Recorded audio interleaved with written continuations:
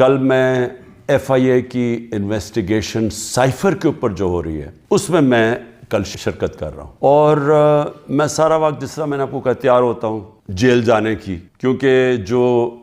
Minister interior کا رانا ثناء اللہ ہے جس کے نیچے ایف آئی اے، وہ تو پہلے ہی کہہ بیٹھا ہے کہ عمران خان کو جیل میں ڈالیں گے ہم یہ سائفر کے اوپر۔ تو مجھے نہیں پتا، کیونکہ اس وقت کوئی قانون تو ہے نہیں، جنگل کا قانون ہے، جسے مرضی چاہو جیل میں ڈال دو۔ بیچارے کتنے لوگ ہمارے عورتیں جیلوں میں پڑے ہوئے ہیں، وقت تو گزر جائے گا لیکن قوم یہ یاد رکھے گی کہ کون سے لوگ کھڑے ہوئے تھے۔ وہ عمران ریاض کو یاد رکھے گی یہ ساری قوم کہ وہ کم از کم اپنے موقف پہ کھڑا رہا۔ اس ملک کے اندر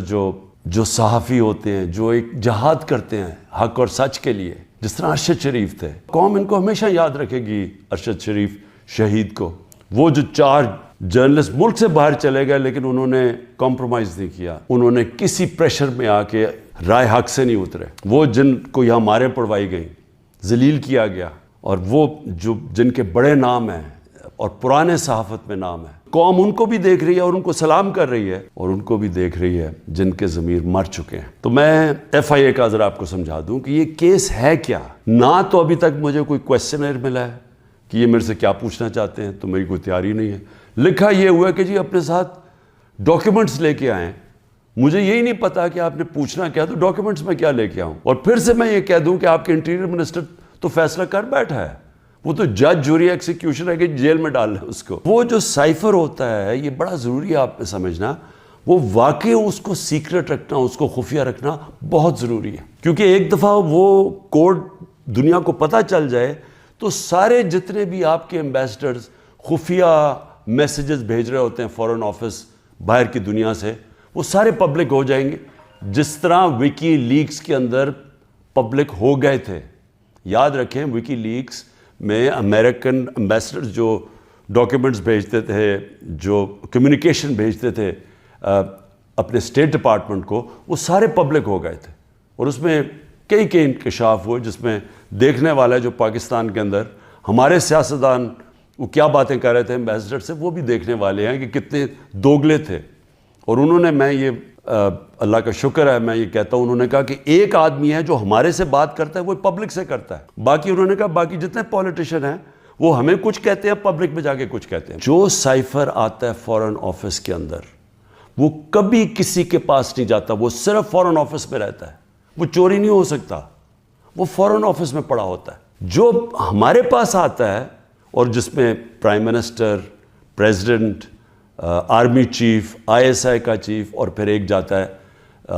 اس کا جو جاتا ہے کیبنٹ سیکرٹری کے پاس، یہ یاد رکھیں کہ یہ وہ سائفر نہیں جاتا۔ یہ سائفر کا جو مفہوم ہوتا ہے وہ اپنے لفظوں میں لکھ کے ہمارے پاس پہنچتا ہے۔ تو سائفر فورن آفس میں رہتا ہے، وہ کبھی وہ نہ چوری ہوا ہے، نہ وہ اور کوئی دیکھ سکتا ہے، نہ پرائم منسٹر، ہم کوئی نہیں دیکھ سکتے، کیونکہ یہ سائبر سیکیورٹی کا قانون ہے جو کہ کیبنٹ ڈویژن بتاتی ہے ان کو، فورن آفس کو۔ تو پہلے تو یہ سائٹ پہ کر دیں کہ سائفر کا جو کوڈ تھا وہ کبھی بھی پبلک نہیں ہوا، کسی نے نہیں وہ دیکھا بشمول پرائم منسٹر کے۔ ہم نے سب سے پہلے اس کو فیصلہ کیا آپس میں کہ ہم یہ پبلک نہیں، ابھی اس کے اوپر بات نہیں کریں گے، کیونکہ او آئی سی کی کانفرنس تھی پاکستان میں 22 اور 23 مارچ کو، تو سائفر آ چکا تھا 6 مارچ کا۔ ہم نے اس کانفرنس کی وجہ سے ہم چپ کر کے بیٹھے رہے، کیونکہ باہر سے منسٹر آ رہے ہیں اور شور میں جاتا ہے اس کا، تو ہم نے کہا ملک کو نقصان پہنچے گا۔ 27 تاریخ کو میں نے جلسے میں جو ایک کاپی لہرائی وہ سائفر نہیں تھا، جو سائفر کے اندر پیغام تھا، تو وہ میں نے بتایا، اور میں نے تب بھی محتاط رہا، میں نے یہ نہیں بتایا کہ میں نے کہا یہ بڑا سینسٹیو ہے، میں نے لکھ کے بتایا کہ میں صرف کوئی غلط بات نہ کہہ دوں، کیونکہ انٹرنیشنل ریلیشنز ہیں، ہماری دوسرے ملکوں کے ساتھ تعلقات ہیں، وہ نہ خراب ہو جائے۔ کتنی بڑی اس ملک سے میں سمجھتا ہوں کہ کتنی بڑی ملک کی توہین ہوئی کہ ایک باہر کا ایک آفیشل وہ پاکستان کے ایمبیسڈر کو کہہ رہا ہے کہ اپنے پرائم منسٹر کو اگر تم نے نہ ہٹایا، ووٹ آف نو کانفیڈنس، جو پھر سے میں یاد کرا دوں کہ ابھی آئی نہیں تھی، تو پاکستان کے لیے مشکلات ہوں گی، اور اگر اس کو ہٹا دیا تو سب کچھ معاف ہو جائے گا۔ یہ تھا سائفر میں، اور جو ایمبیسڈر تھے، پھر سے میں آپ کو بتا دوں، اسد مجید، انہوں نے لکھا اس میں کہ میرے خیال میں تمہیں اس کے امریکہ کے خلاف ان کو پروٹیسٹ کرنا چاہیے, ڈیمارش کرنا چاہیے کہ یہ کبھی اس طرح کی زبان استعمال نہیں ہوتی, ایسی دھمکی نہیں دی جاتی. میں پہلے کیبنٹ میں رکھتا ہوں, پھر 28 مارچ کو نیشنل سیکیورٹی کاؤنسل میں رکھتا ہوں, اور وہ نیشنل سیکیورٹی کاؤنسل میں سارے سروس چیف ہوتے ہیں. جنرل باجوہ تھے وہاں, ایئر چیف تھے, ادھر نیوی کے چیف تھے, جوائنٹ چیف آف سٹاف تھے, ہمارے ساری کیبنٹ کے سینئر ممبرز تھے, فورن آفس کے سیکٹری بیٹھے ہوئے تھے. اور اس میں کیا فیصلہ ہوتا ہے کہ ہمیں جس طرح امبیسڈر اسد مجید نے ریکمینڈ کیا, ہمیں ڈیمارش کرنا چاہیے, ہمیں امریکہ کو پروٹیسٹ کرنا چاہیے کہ یہ آپ نے ہمارے اندرونی معاملات میں مداخلت کی. تو جب وہ اس میں آ گیا نیشنل سیکیورٹی کاؤنسل میں اور ڈیمارش کر دی, تو جو اس کی جو سائفر کے اندر چیزیں لکھی ہوئی تو وہ تو پبلک ہو گئی. کیونکہ جب آپ نے پبلک ایک سٹیٹمنٹ دے دی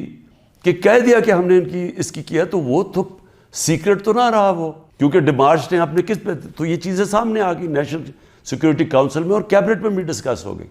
اس کے بعد پارلیمنٹ کے اندر ہم نے ان کیمرہ سارے اپوزیشن لیڈرز کو بلایا کہ آپ کو پتہ ہونا چاہیے کہ کس طرح کی پاکستان میں توہین ہوئی. سارے اپوزیشن لیڈرز نے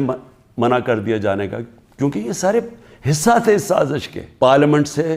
جو اسپیکر ہوتے ہیں وہ چیف جسٹس آف پاکستان کو بھیجتے ہیں, اور میں بھی انہیں کہتا ہوں کہ اس کے اوپر انکوائری کریں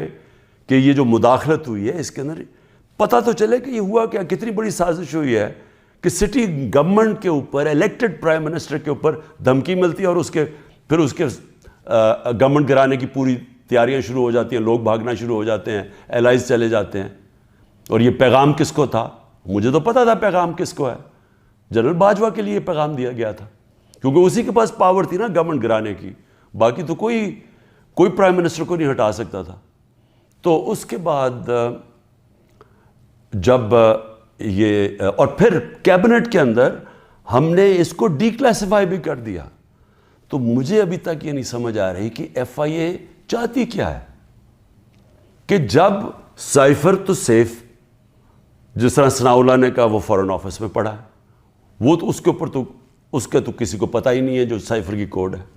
ہمارے پاس جو جس کو پیرافریز کہتے ہیں انگریزی میں لفظ, ہمارے پاس جو آتا ہے وہ تو اس کا مفہوم آیا تھا, اور وہ جا کے نیشنل سیکیورٹی کاؤنسل اور کیبنٹ میں جب رکھا اور بعد میں ڈی کلاسیفائی بھی کر دیا, تو وہ تو پھر ایک سیکرٹ ڈاکیومنٹ نہیں رہا. جب رجیم چینج ساؤتھ امریکہ میں بھی ہوتا ہے تو اس طرح تو پھر بھی نہیں ہوتا کہ پہلے وہ کوئی امبیسڈر سے دھمکی دی جائے. 180 کیسز ہیں, اور ایک اور اب وارنٹ بھی نکلا ہی ہے. الیکشن کمیشن کی توہین ہو گئی, یہ دنیا میں آپ نے نہیں کبھی سنا. عدالتوں کی تو توہین ہوتی ہے, الیکشن کمیشن کی توہین ہونے وارنٹ نکلائیں. پوری کوشش ہے کسی نہ کسی طرح اس کو جیل میں ڈال دیں. میں کھڑا ہوں, جیل کے لیے بھی تیار ہوں, لیکن قوم کو میں یہ بتا دوں کہ میں انشاءاللہ ہر کیس کا ثابت کروں گا اسی ملک میں بیٹھ کے کہ ہر کیس انہوں نے جعلی بنایا ہے, بوگس بنایا ہے, اور ہر کیس جب عدالت میں جائے گا, جب سنا جائے گا, کوئی جج بھی سزا نہیں دے سکتا پورا کیس سن کے, کیونکہ یہ سارے جعلی کیسز ہیں. اور اس کا مقصد اس ملک میں انصاف نہیں لانا, اس ملک میں انصاف کی قبر کھودنی ہے,